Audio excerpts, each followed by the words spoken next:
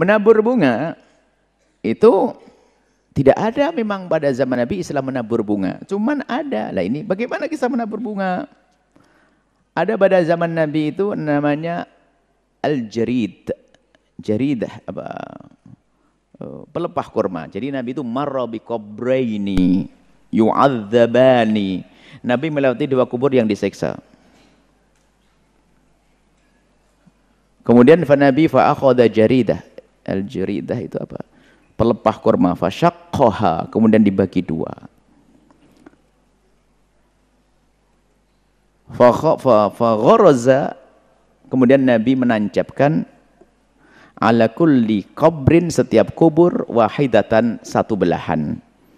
Lalu Nabi mengatakan la'allallahu ayyukhaffifa anhuma ma lam yaibasa, atau kama qala Rasul, semoga Allah akan meringankan siksa kepada dua mayat yang dikubur selagi dia belum kering.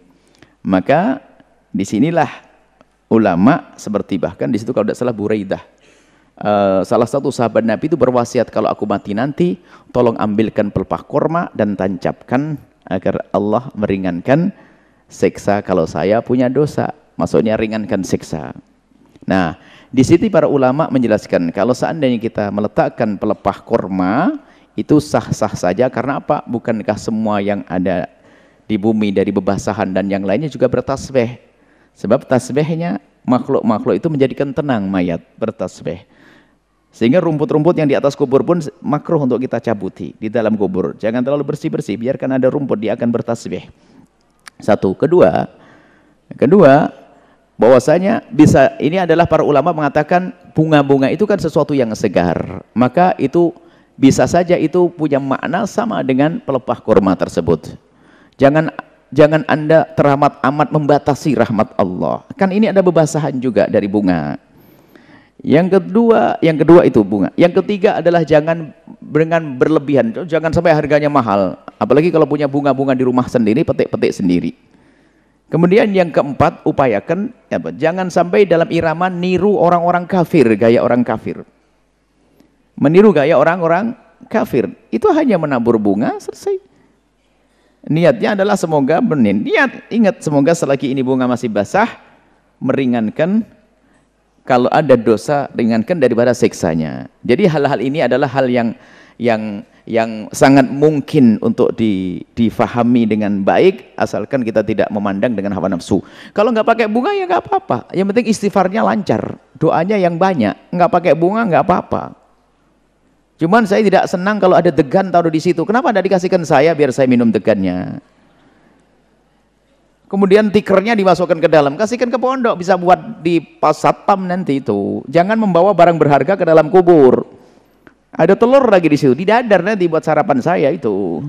Jadi yang barang-barang berharga bernilai jangan taruh di kubur, taruh degan. Sudah saya mulai tadi kepanasan, nggak ada minum, degannya taruh di situ.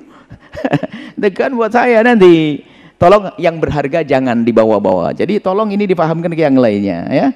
Diminum saja kan, kalau diminum kan jadi pahala buat dia. Kalau itu kan mubazir nanti, telurnya mubazir, nggak netes di situ, degannya busuk di situ, tikernya akan busuk di dalam kubur. Maka tikernya dinaikkan. Kemarin terakhir kami hadir jenazah kemana? Tikernya bagus, taruh buat pondok, dipakai sama anak pondok, buat duduk-duduk.